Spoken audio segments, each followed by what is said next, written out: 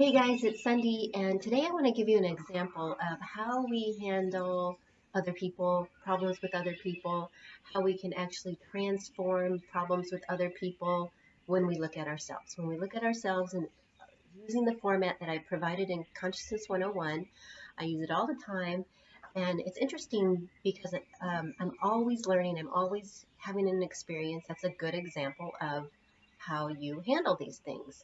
And it can be so easy to point the finger. It can be so easy to get mad at other people when we're dealing with them and what we think are their issues.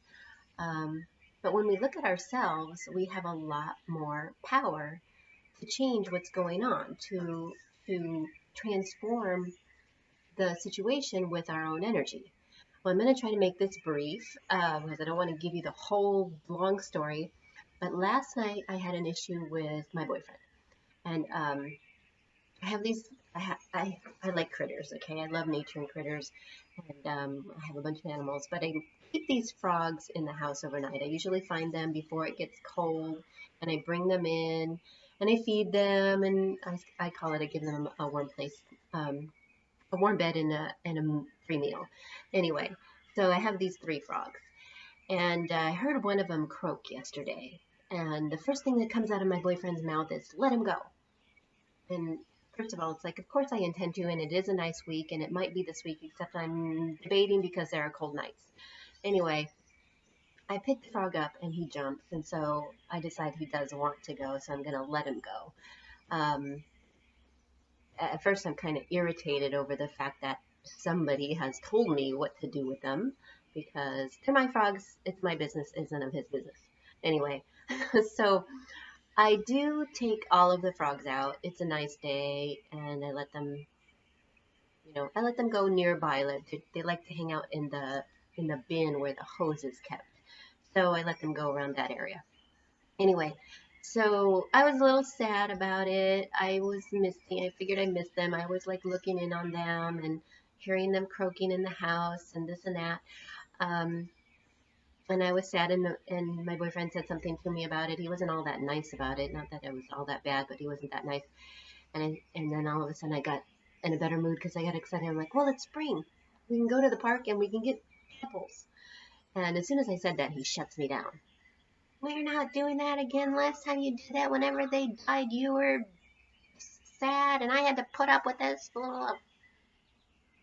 So, first reaction is just being, totally pissed off that he's telling me what to do or what not to do, and blah, blah, blah, blah. And really, I could have blown up totally in his face. I mean, I did have kind of a reaction, but I know that I've been able to transform these things. I know that I've been able to transform my inner emotions, and that there's something in this to tell me where my vibration's at. So when I think about it, I sit down, I look at it, I go through my process, and the first thing you do is just kind of examine your emotions. What is that? Without putting blame on someone else, without hating, what is that? And for me, I recognize that I might be in a vibration of can't have. If somebody's telling me that I can't have something, then for me to have that experience, it's likely a mirror of what's going on with me in a can't have vibration. And the next thing you do is you look at where that came from, and it probably did start um, about 5, 6 years ago when I really went all in this journey that I'm not doing a regular job, and I'm not fucking around.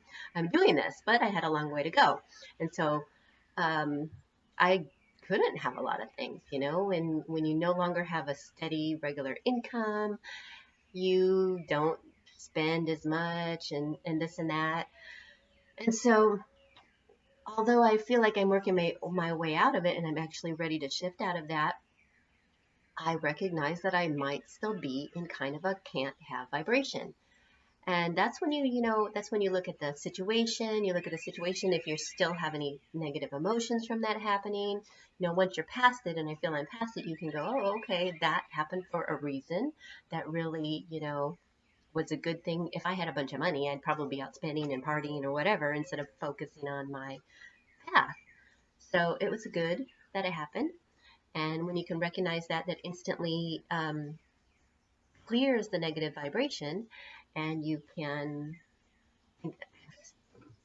I'm hearing little critters back there. I always love little critters.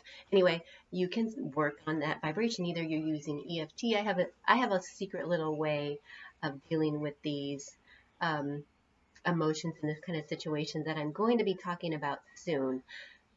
That if you use EFT, you can use EFT on this. But I would just write down what you discovered your vibration to be. You discover what your vibration is by looking behind the negative emotions.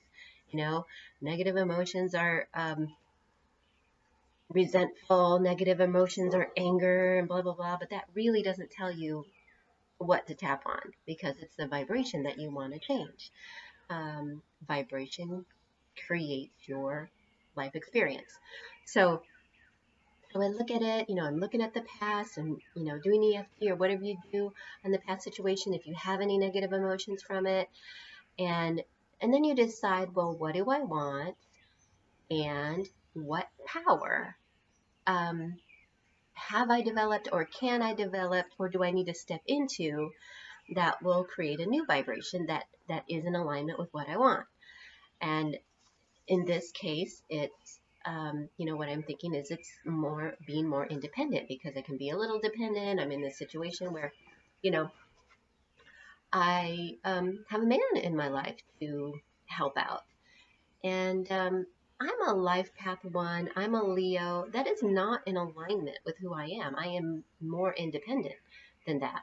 So this kind of dependency, like I said, is off my path. And when we're off your path, when you're not in alignment with who you are, that's when there's an imbalance in your life. And in this case, it's manifesting as me being in a situation where I'm being told I can't have. And you really want to work those things out. And so it's EFT, it's whatever on those negative emotions until you feel neutral, and then you focus on what you want. Then you look behind it. Usually I can neutralize those negative emotions just by realizing where they come from. It's like, oh, well, I don't need to hold on to that anymore. Things are different. I've changed, and now I can move on to better things. So yeah, so the power that I'm talking about in this case would be the independence, and it's a power from within. It's who I am. I mean, you already have the power that would shift you out of the imbalance. You really already have it, and the trick is tapping into it. The trick is realizing it, and the trick is letting go of that which is not you. And so it becomes easy when you go through this process. And that's what I did. I wanted to make this quick. I personally hate long drawn out videos in the middle of the day. So I'm running this by you so you get an idea. There are a few more steps involved that really, really help you transform situations like this. So I hope that you are taking advantage of the steps that are outlined in this program. There's more to come, lots more to come. I have lots of ideas for Consciousness 101, and I hope that you will be an active member. And I'll see you soon.